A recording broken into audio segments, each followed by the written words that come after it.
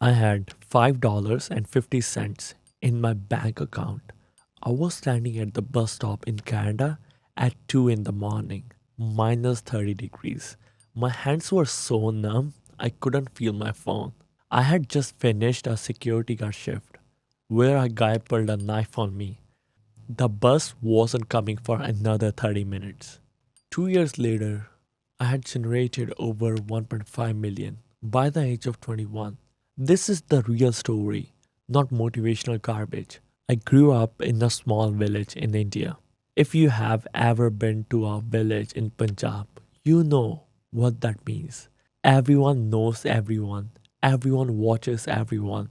Your future is mostly decided for you before you can even decide it for yourself.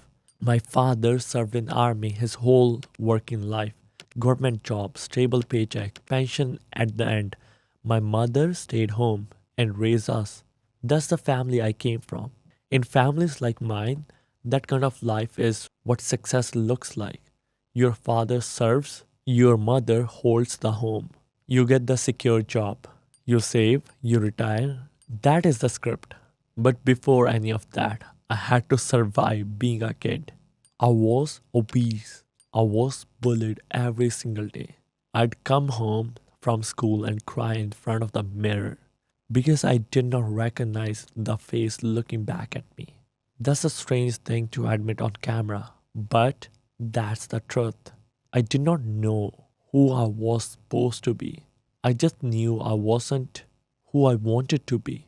Years later, in 2016, my parents wanted me to be a doctor, become a doctor, the whole Indian dream. So I picked it. I picked the program. I went through the motions because I wanted to make them proud. But deep down, I knew it wasn't for me. And what was the alternative? Tell them the truth? Tell them I did not know who I was? I did not want their version of success? I had no idea what I actually wanted. I couldn't tell them that. I did not even know how to tell myself that. So I did what most kids from my country do when they cannot fit the script. I changed the country. Like a lot of people from where I am from, I had this dream. If I could just get to Canada, everything would work out. Just get there. The rest would figure itself out. So I left. I left my mom, my dad, my grandparents, the streets I knew, the faces I recognized, the language I spoke without thinking about it. I got on a plane as a teenager and I crossed an ocean by myself. When I got here, the reality hit me in the face. I got a job at Walmart, 15 bucks an hour, stacking shelves. Nobody knew my name. Nobody cared what I had left behind to be there. Then I became a security guard, 18 bucks an hour. Night shifts, empty buildings, drunk people, angry people, people who saw the brown guy in the uniform and decided they had a problem with me. One night, a guy pulled a knife on me just for asking him to leave the property. I called my parents the next morning. I did not tell them about the knife. I told them everything was fine. I told them I was eating well. I told them I was happy. I was 19 years old and I was already lying to my parents. I couldn't bear to let them hear my voice and know. That night at the bus stop, freezing, broke, sick, the next day I had one thought. I left everything for this? And then a second thought. I did not come this far to come this far only. I knew I wanted to build a business one day. The foundation of any business is sales. So I googled this thing. Sales jobs, no experience needed. I found door to door solar. Let me paint you a picture of door to door. You wake up at 6. You ride the bus for an hour or two sometime. You get dropped in the neighborhood where you do not know anyone. You walk up to a stranger's house. You knock. They open the door and they already hate you. That was my life. 200 to 400 doors a day, 12 to 15 hours every single day. Month 1, I close, zero sale. Hours of doors, hundreds of rejections, not one yes. End of the month, I checked my bank account, $5.50. Then my parents called me on Zoom. I will never forget my mom's face. She had been crying. She tried to hide it, but I could see it. She looked at me and said, "Stop, come home. Find a real job. This is not working." And honestly, she was not wrong. The number said she was not wrong. $5 in my bank account said she wasn't wrong. But I said something to her that I still think about to this day. Give me one more month.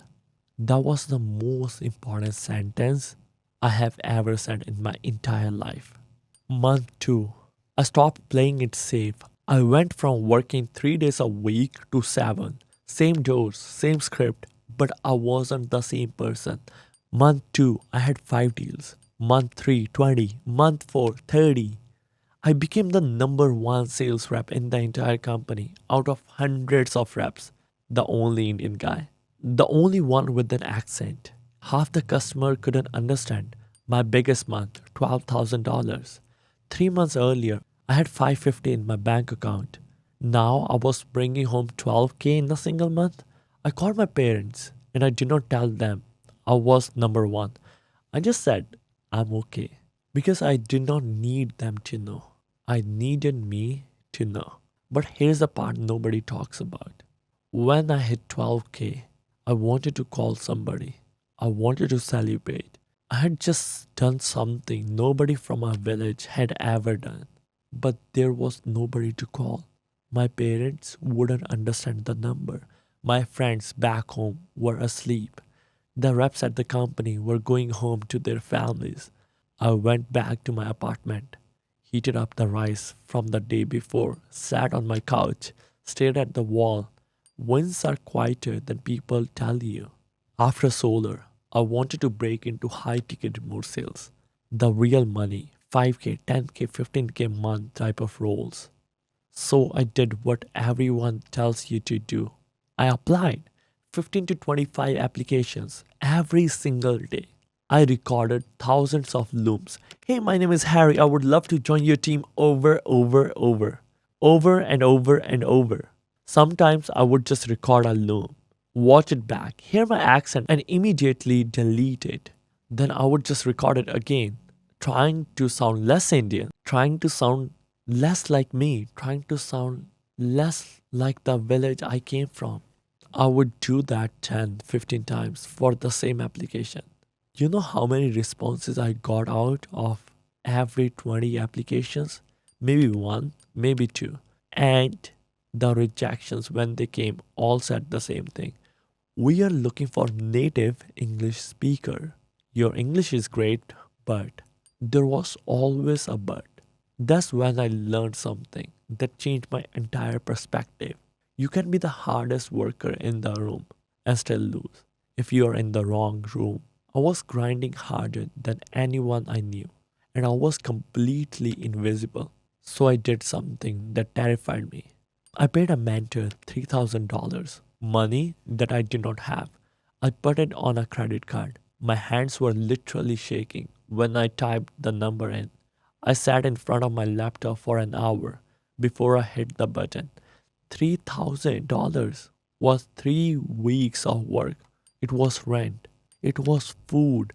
It was the money I was supposed to be saving in case of my parents ever needed it back home. I had to pay anyway. And he told me one thing that rewired the entire brain. He said, Harry, stop trying to be the best applicant. You will always lose that game. Start building relationships. Stop applying and start connecting. I sat with that for a week. Then I did something that on paper made zero sense. I stopped applying completely. Instead, I started sending DMs to business owners, not pitching, not begging, just being a human, commenting on their stuff, giving feedback, sharing ideas, asking real questions. I did not know a single business owner when I started, not a single one. I was an immigrant kid with an accent and zero connection, but within a few months, I had 50 relationships, then 100, then 200 plus. And here's a part that still blows my mind. I stopped chasing opportunities, and opportunities started chasing me. Business owners were hitting me up, asking me, "Hey Harry, do you know anyone for this role?" I went from begging for a chance to being the guy who gives people chances. By the age of 21, I had helped generate over 1.5 million in revenue. Not because I became some genius salesperson, not because I had a hack, not because I worked harder than anyone else, because I got into the right rooms with the right people. And now I have helped over 300 other people do the same thing. Setters, closer, freelancer, people who were stuck exactly where I was grinding, applying, getting ghosted, wondering if they were built for this. They're landing opportunities in 24-48 hours, making 5 to 10K a month through warm introductions, not cold DMs. So if you are watching this right now and you are in that phase, working your ass off and nothing is clicking, I want you to hear me. It's not about working harder. You're already working hard. It's about getting into the right rooms. Because if a brown guy with an Indian accent and $5 in his bank account who was standing at a freezing bus stop at 2 in the morning thinking about quitting can figure this out, I promise you can too.